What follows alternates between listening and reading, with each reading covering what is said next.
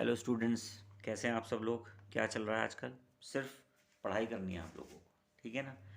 Corona में आप बस पढ़ाई करिए और कुछ मत करिए और अपना विशेष ध्यान रखिए। आज हम अपने टॉपिक को कंटिन्यू कर रहे हैं, फाइल हैंडलिंग। जैसा कि मैंने आपको फाइल हैंडलिंग के बारे में इससे पहली वाली वीडियो में बताया था कि फ़ाइल हैंडलिंग क्या होती है, कैसे काम करती है, और उसका एक फंक्शन भी मैंने आपको यहाँ पे यूज़ करवाया था। अब हम बात करते हैं इफ़ स्ट्रीम नाम की। ये जो इफ़ स्ट्रीम नाम की क्लास है, इसको हम किस तरीके से यूज़ करेंगे उसके बारे में आज हम बात करेंगे। To read the information from a file. ठीक है जी, क्या करना है, रीड करनी है। Read the information from a file, यानी कि फाइल से इंफॉर्मेशन को रीड करेंगे। ठीक है जी। We have to create a object if stream. इसको करने के लिए क्या करना पड़ेगा, आपको एक ऑब्जेक्ट बनाना पड़ेगा इफ स्ट्रीम नाम की क्लास का। ठीक है। करना क्या है, फाइल के अंदर हम पहले से ही डेटा स्टोर कर देंगे। करना ये है कि आपको डेस्कटॉप पे जाना है अपनी, और डेस्कटॉप पे जाकर एक नोटपैड की फ़ाइल बना देनी है, टेक्स्ट फाइल। और उसके अंदर आप जो भी कुछ डेटा वहाँ पर लिखेंगे, वो डेटा कहाँ जा कर के दिखाई देगा। हम अपने प्रोग्राम के थ्रू उस डेटा को फैच करेंगे, यानी कि उस डेटा को रीड करेंगे अपनी आउटपुट स्क्रीन पर। ठीक है। तो चलिए किस तरीके से हम इसको काम करते हैं देखते हैं। सबसे पहला काम आपको क्या करना है, create a text file in a desktop.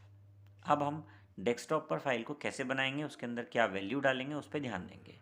सबसे फर्स्ट स्टेप हमारा है राइट क्लिक ऑन डेस्कटॉप। आप किसी भी डेस्कटॉप, आप अपनी डेस्कटॉप पर जाएंगे और डेस्कटॉप के ब्लैंक एरिया में जाकर आप राइट क्लिक कर देंगे। जैसे ही आप ब्लैंक एरिया पे जाके राइट क्लिक करेंगे तो क्या ओपन होगा, एक पॉपअप मेन्यू आपके सामने ओपन हो जाएगा। क्या ओपन हो जाएगा, एक पॉपअप मेन्यू ओपन होगा। जैसे ही आप कहीं पर भी राइट क्लिक करते हैं और जो मेन्यू ओपन होता है उसे हम कहते हैं पॉपअप मेन्यू।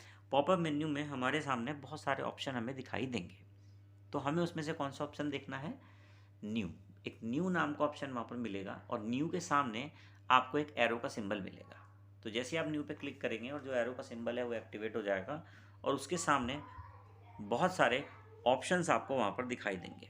देन उसके बाद क्या करना है, सेलेक्ट द टेक्स्ट डॉक्यूमेंट। वहाँ पर एक ऑप्शन, आपको बहुत सारे ऑप्शन में से एक ऑप्शन दिखाई देगा टेक्स्ट डॉक्यूमेंट।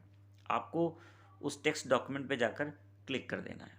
आप सिंगल क्लिक कर दीजिए या डबल क्लिक कर दीजिए, कोई दिक्कत नहीं है। सिंगल करेंगे सिलेक्ट हो जाएगा, देन आप डबल कर दीजिए 2 बार तेज़ी के साथ, तो डबल क्लिक हो जाएगा। जैसे ही डबल क्लिक होगा तो आपकी जो डेस्कटॉप स्क्रीन है उस पर क्या हो जाएगा, एक टेक्स्ट फाइल बन जाएगी। बिना नाम की नहीं होगी, अपना बाय डिफ़ॉल्ट उसका नेम रहेगा। पर आपको क्या करना है, right the name of the file, यानी कि जो भी आपकी वो फाइल बनी है, तो आपको वहाँ पर जब पहली बार आप फाइल जब ये बन रही है ना, तो जहाँ पर नाम लिखा हुआ होता है वो एरिया आपको बाय डिफ़ॉल्ट जो है सेलेक्ट मिलेगा। सेलेक्ट मिलेगा, आप क्या करेंगे, वहाँ पे जो आपका मन करे वो फाइल का नाम लिख दीजिए। मैंने फाइल का क्या नाम लिखा है, फाइल ही लिख दिया मैंने, FILE। ठीक, फाइल हो गया, एंटर कर दिया आपने। एंटर करने के बाद आपकी फ़ाइल बिल्कुल रेडी है। उसके बाद ओपन द टेक्स्ट फाइल। आपने जो फाइल बनाई है आप उसका क्या करेंगे, आप उसको ओपन कर देंगे। आपने फाइल को ओपन करा दिया, फाइल ओपन हो गई आपकी। ओपन होने के बाद आप उसमें इंसर्ट द डेटा, यानी कि आप उसमें कुछ डेटा इंसर्ट करेंगे। मैंने यहाँ पे वहाँ पे क्या डेटा इंसर्ट किया, 10 और रवि। ठीक है जी, मैंने 10 लिख दिया और रवि लिख दिया, और उसके बाद हमने उस डेटा को सेव कर दिया। सेव करने के बाद आपने क्या किया, अपनी फ़ाइल को वहाँ पर क्लोज़ कर दिया। फाइल को क्लोज़ करने के बाद आप क्या करेंगे, आप अपना टर्बो खोलेंगे और टर्बो में आप एक प्रोग्राम बनाएंगे। क्या करने के लिए, जो डेटा आपने अभी अभी फाइल में स्टोर कराया है उस डेटा को रीड करने के लिए। चलिए एक प्रोग्राम बनाते हैं जी। अब हम एक प्रोग्राम देखेंगे। ये प्रोग्राम क्या करेगा, जो अभी हमने नोटपैड की एक फ़ाइल बनाई, यानी कि जो टेक्स्ट फाइल बनाई है डेस्कटॉप पर। ठीक है, कहाँ बनाई है, डेस्कटॉप पर। लोकेशन का आपको ध्यान रखना है। अगर आपको लोकेशन नहीं पता तो आप राइट क्लिक करके प्रॉपर्टी चेक करिए और प्रॉपर्टी के अंदर जो लोकेशन वो दिखा रहा है उसको कॉपी कर लीजिए, क्योंकि उसको कॉपी करेंगे तो यहाँ पर आपको जो लोकेशन पेस्ट करने के लिए आएगी, मतलब जहाँ पर आपकी लोकेशन डालनी है, पाथ डालना है जिसे बेसिकली पाथ कहते हैं, तो वो आपको यहाँ कॉपी कराना पड़ेगा। चलिए देखते हैं। सबसे पहले हमने इसमें क्या किया है, सबसे पहले हमने यहाँ पे कुछ हेडर फाइल्स इस्तेमाल करी हैं। सबसे पहली हेडर फाइल है हैश इंक्लूड iostream.h। देखिए ये इंपॉर्टेंट हेडर फाइल है, सी आउट सी इन हो गया, इन सब की जानकारी इसी के पास है, ठीक है जी। दूसरी हेडर फाइल है आपकी conio.h। conio.h आपकी हेडर फाइल क्या करती है, क्लियर स्क्रीन कराने का काम करेगी, गेट सी एच वाला काम करेगी। मतलब इनके जो फंक्शंस हैं CLR SCR get C H, इनकी डेफिनेशन कहाँ है आपकी कॉनियो के पास में, इसकी डेफिनेशन हमारे पास है। देन तीसरी और सबसे इम्पॉर्टेंट फाइल, जब भी आप कभी फाइल हैंडलिंग की बात करेंगे तो फाइल हैंडलिंग के अंदर आपको क्या करना है, एफ स्ट्रीम नाम की एक हेडर फाइल लगानी है। इस हेडर फाइल के बिना फाइल हैंडलिंग जो है वो पॉसिबल ही नहीं है। आप फाइल हैंडलिंग इस हेडर फाइल के बिना नहीं कर सकते। क्यों? क्योंकि इसके अंदर जो क्लासेस हैं उन्हीं के यूज़ पर हम लोग फाइल हैंडलिंग करते हैं। चलिए फाइल हैंडलिंग शुरू करते हैं। आज हम जो बात कर रहे हैं ना, इफ़ स्ट्रीम नाम का फंक्शन है, मतलब इफ़ स्ट्रीम नाम की फंक्शन कह रहा हूँ, हेडर फाइल है वो, सॉरी क्लास, और क्लास का ऑब्जेक्ट बनाना पड़ेगा और ऑब्जेक्ट के बेसिस पे हमारा काम हो जाएगा। हमने क्या किया, 3 हेडर फाइल लगा दी, मेन मेथड शुरू किया, मेन मेथड में हमने बॉडी शुरू करी। बॉडी में हमने एक इंटीजर n नाम का वेरिएबल लिया। ये इसलिए लिया क्योंकि हमारी जो फाइल है उसके अंदर एक इंटीजर वैल्यू है, तो इंटीजर वैल्यू को रीड करने के लिए हमें n नाम का वेरिएबल चाहिए। दूसरा हमारा कैरेक्टर टाइप का str नाम का एक हमने 50 जिसका हमने साइज़ दिया हुआ है, कैरेक्टर टाइप का एक स्ट्रिंग टाइप का एरे लिया, ठीक है। ये स्ट्रिंग है, आप जानते हैं कि स्ट्रिंग क्या होती है, कलेक्शन ऑफ कैरेक्टर जो है वो स्ट्रिंग कहलाती है। क्यों लिया हमने ये, क्योंकि हमारा जो फाइल है उस फाइल के अंदर हमने एक रवि नाम की स्ट्रिंग यानी कि एक रवि नाम दे रखा है, जिसको रीड कराने के लिए किसकी ज़रूरत पड़ने वाली है, जिसको रीड कराने के लिए कैरेक्टर टाइप के स्ट्रिंग की ज़रूरत पड़ेगी। हमने यहाँ पे स्ट्रिंग ले लिया, साइज़ ले लिया हमने इसका 50। साइज़ आप पर डिपेंड करेगा, आप कितना भी साइज़ ले सकते हैं, 100 ले सकते हैं, 200 ले सकते हैं, वो डिपेंड करता है आप पर। इससे प्रोग्राम पे कुछ खास फ़र्क नहीं पड़ेगा। हाँ, इतना छोटा साइज़ ना हो कि आपने साइज़ 2 ही ले रखा है और स्ट्रिंग आपकी ज़्यादा लंबी है, तो इस हिसाब से लीजिएगा कि सब कुछ मैनेज हो जाए। उसके बाद आप अपनी आउटपुट स्क्रीन को क्लियर कर देंगे। आउटपुट स्क्रीन को क्लियर करने से ये होगा कि आपकी जो पुराना आउटपुट आपकी स्क्रीन पर पड़ा हुआ है वो वहाँ से वॉश आउट हो जाएगा, बिल्कुल, वो बिल्कुल गायब। उसके बाद क्या करना है, इफ़ स्ट्रीम नाम है हमारी क्लास का, उसका हमने IFN नाम का एक क्या बना लिया है, ऑब्जेक्ट बना लिया है।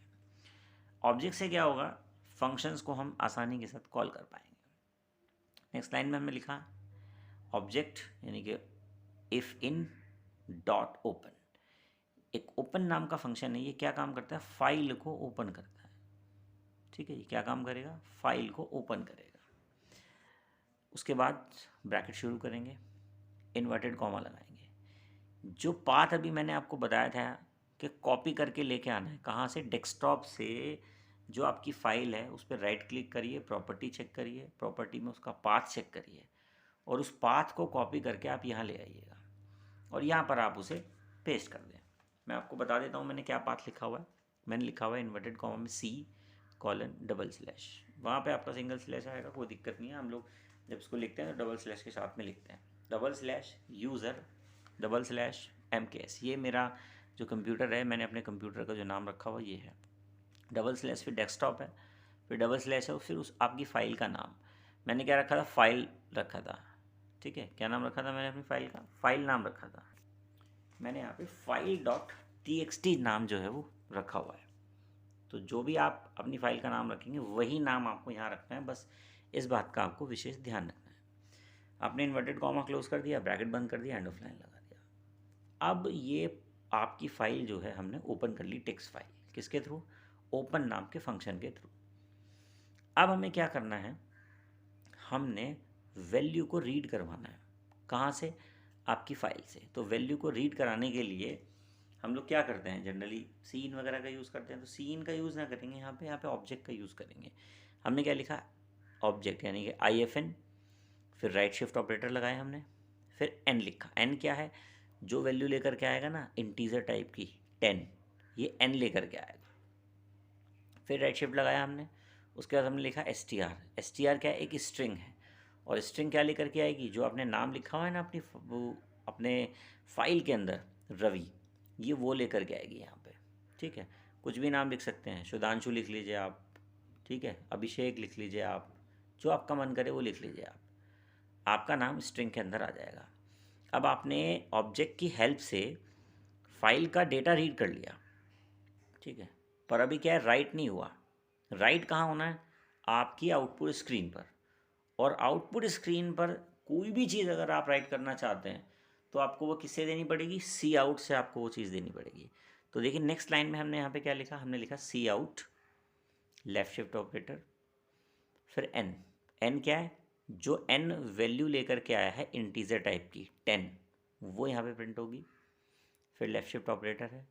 उसके बाद आपने डबल इन्वर्टेड कॉमा लिखा हुआ है, ठीक है, इन्वर्टेड कॉमा लगाया, उसका थोड़ा स्पेस दे दिया, यानी कि गैप मेंटेन करा दिया। फिर आपने डबल इन्वर्टेड कॉमा को क्लोज कर दिया। फिर आपने लेफ्ट शिफ्ट ऑपरेटर लगाया और उसके बाद लिख दिया एस टी आर। ये एस टी आर क्या है, आपकी जो रवि नाम की स्ट्रिंग आपकी फाइल में स्टोर है उसको लेकर के प्रिंट करा दिया इसने यहाँ पे। और जब ये प्रिंट कराएगा तो प्रिंट कराते समय एक चीज़ का ध्यान रखना है कि गैप आएगा बीच में, क्योंकि हमने प्रिंट कराते हुए गैप दिया है। ऐसा नहीं है कि आपकी फ़ाइल में जो गैप है वो वाला गैप यहाँ पे आ गया है, ऐसा नहीं है। हमने सी आउट के हिसाब से, हम ज़्यादा भी गैप कर सकते हैं, कम भी कर सकते हैं गैप, तो उस हिसाब से आप गैप को मेंटेन करेंगे। देन उसके बाद क्या किया, फाइल को हमने क्लोज़ कर दिया। देखिए ऑब्जेक्ट लगाया IFN डॉट क्लोज। ये एक इम्पॉर्टेंट काम है। जब भी आप फाइल में काम करेंगे तो आपको करना क्या है, आपने फाइल ओपन करी, फाइल में आपने जो काम करना है वो कर लिया, सबसे लास्ट में आपको अपनी फाइल को क्लोज़ करना बहुत ज़रूरी है। तो फाइल को ध्यान से क्लोज़ करेंगे। कभी कभी आज पूछ लेते हैं कि भैया फाइल को ओपन करने के लिए कौन सा फंक्शन यूज़ करते हैं, फाइल को क्लोज़ करने के लिए कौन सा फंक्शन यूज़ करते हैं। तो आप बता देंगे कि फ़ाइल को ओपन करने के लिए ओपन फंक्शन का इस्तेमाल किया जाता है और उसके अंदर हम पाथ देते हैं। और जो हमारी क्लोज़ करनी है हमें, मतलब क्लोज़ जो फंक्शन है उसके अंदर हमें कुछ देने की ज़रूरत नहीं, हम लोग बस ऑब्जेक्ट डॉट क्लोज लिख देते हैं। तो इससे क्या होता है, अगर मान लीजिए हमने 2-3 फाइलें खोल रखी हैं तो इस ऑब्जेक्ट से ऑब्जेक्ट डॉट क्लोज लिखा तो हमारी सारी की सारी फाइलें जितनी भी हैं वो क्लोज हो जाएंगी बड़ी आसानी के साथ। ठीक, देन उसके बाद हमने क्या किया, यहाँ पे हमने अपना गेट सी एच कर दिया। गेट सी एच क्या काम करता है, सिंगल कैरेक्टर को रीड कराने का काम करता है, बट हम जहाँ पर इसको लगा देते हैं ये होल्ड करवा लेता है स्क्रीन को।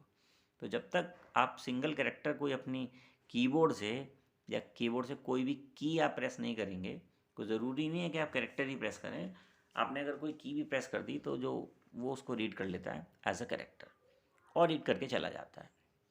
देन उसके बाद आपको अपनी स्क्रीन पर आउटपुट बड़ी आसानी से दिखाई देगा। आपने उसके बाद क्या किया, मेन मेथड को बंद कर दिया। चलिए आउटपुट की तरफ नज़र डालते हैं। तो आउटपुट में क्या लिखा हुआ आएगा, आप अपनी वीडियो को बैक करके देखिएगा कि जब मैंने फ़ाइल बनाई, यानी कि जो टेक्स्ट फाइल बनाई थी, वहाँ पर मैंने क्या डेटा दिया हुआ था, 10 दिया हुआ था और रवि दिया हुआ था। तो जो 10 और रवि आपने यहाँ पर डेटा दिया है वो कहाँ पर जाके स्टोर हो जाएगा, आपका मतलब फाइल में स्टोर हो गया होगा। तो फाइल से डेटा हमने प्रोग्राम के थ्रू रीड करवाया और रीड करवाने के बाद जो आउटपुट स्क्रीन पर हमारे पास वैल्यू शो होगी वो शो होगी 10 और स्पेस, क्योंकि हमने सी आउट में स्पेस दिया हुआ था, और उसके बाद रवि। इस तरीके से आप अपने प्रोग्राम के थ्रू फाइल का डेटा क्या कर सकते हैं, रीड कर सकते हैं। और बेसिकली जो हमारी फाइल हैंडलिंग है उसका जो मेन कॉन्सेप्ट है, वो फाइल हैंडलिंग का जो मेन कॉन्सेप्ट है वो यही है, क्या, कि फ़ाइल में डेटा को रीड कैसे कराना है, राइट कैसे कराना है, इस तरीके के जो ऑपरेशन है वो कैसे परफॉर्म होंगे, फाइल हैंडलिंग के थ्रू ही परफॉर्म होंगे। ठीक है, आज के लिए हम अपनी वीडियो में इतना ही रखेंगे। नेक्स्ट हम जो वीडियो आपको मिलेगी उसमें भी हम फाइल हैंडलिंग का ही टॉपिक कंसिडर करेंगे। ठीक है, और आज के लिए इतना ही वीडियो में। आप बिल्कुल सेफ़ रहें अपने घर में, और सबसे इम्पॉर्टेंट बात यह है कि आप लोग क्या करें, बार बार हाथ धोएं और अपने प्रोग्राम को बार बार बनाएं। उससे क्या होगा, आप क्या करेंगे, आपको एक तो प्रैक्टिस हो जाएगी। ठीक है, आप क्या करेंगे, डेटा चेंज करेंगे, यानी कि वैल्यू को चेंज कर दीजिए। वैल्यू को चेंज करके देखिए आप क्या करेंगे। जैसे मैंने यहाँ पे दिया हुआ था 10 पहले दे दिया, रवि बाद में दे दिया। ठीक है, तो आप क्या करेंगे, पहले ये देखेंगे कि रीड करा ली वैल्यू, उसके बाद आउट कराने की आपकी मर्ज़ी है।